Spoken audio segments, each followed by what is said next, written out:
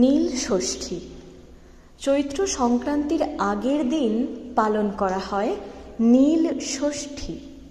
এই নীল ষষ্ঠীর ব্রতকথা পাঠ শ্রবণ করুন। এক দেশে এক বামুন আর বামুনি বাস করতেন। তারা অতি ভক্তি করে সমস্ত বার করতেন, কিন্তু তবু তাদের ছেলে মেয়ে একটাও বাঁচে না।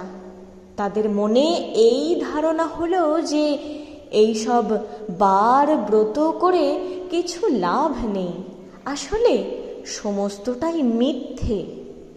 এই বলে তারা সমস্ত কিছু ছেড়ে ছুড়ে দিয়ে দুজনে কাশী চলে যান। একদিন কাশীতে এই গঙ্গায় দুজনে স্নান করে উঠে ঘাটের ওপর বসে মনের দুঃখে দুজনে কাঁদতে লাগলেন। তাই দেখে মা ষষ্ঠী বুড়ি বামনির বেশ ধরে এসে তাদের জিজ্ঞেস করেন, হ্যাঁ গা, তোরা কাঁদছিস কেন? বামনি বললেন, সে কথা তোমায় বলে কি হবে মা, আমার বড় মনের জ্বালা। আমাদের 5টি ছেলে আর 1টি মেয়ে হয়েছিল, কিন্তু সব কটাই মরে গেল।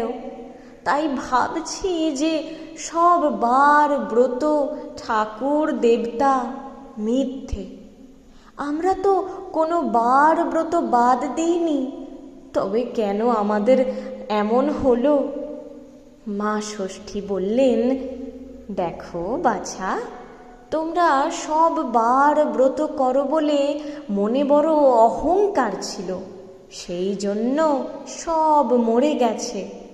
শুধু কি আর বার ব্রত করলেই হয়? ভগবানের ওপর বিশ্বাস থাকা চাই, মন পবিত্র থাকা চাই, সবার কাছে নিচু হওয়াও চাই। এক মনে মা ষষ্ঠীকে ডাকো, তবেই হবে। তখন বামনি বললেন, তাহলে আমাদের উপায় কি হবে গো মা? মা ষষ্ঠী জিজ্ঞেস করলেন, তোরা কি নীল ষষ্ঠীর ব্রত করেছিস? বামনি বললেন, সে কি মা, কই এই ব্রত তো আমরা জানি না। তখন মা ষষ্ঠী বললেন, সমস্ত চৈত্র মাস সন্ন্যাস করে শিব পুজো করবে, তারপর সংক্রান্তির আগের দিন সমস্ত দিন উপোস করে সন্ধ্যার সময় নীলাবতীর পুজো করে নীলকণ্ঠ শিবের ঘরে বাতি জেলে দিয়ে বলবে, নীলের ঘরে দিলাম বাতি, সাক্ষী থেকো মা ভগবতী। তারপরে মা ষষ্ঠীকে প্রণাম করে তবে জল খাবে।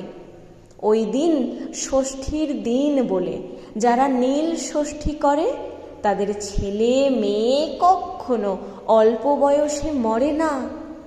এই কথা বলে মা ষষ্ঠী অদৃশ্য হয়ে গেলেন। তারপর বামুন বামনি দেশে ফিরে গিয়ে খুব ভালো করে নীল ষষ্ঠীর পুজো আরম্ভ করলেন। এরপর তাদের যতগুলো ছেলে মেয়ে হলো সবাই দিব্যি বেঁচে রইল। পাড়ার সকলে বামনির এই সুখ দেখে আর ওই নীল ষষ্ঠীর ব্রত জানতে পেরে সবাই নীল ষষ্ঠীর ব্রতও করতে লাগলেন। এই ব্রত করে সবারই ছেলে পুলে নিরোগ হয়ে বেঁচে রইল।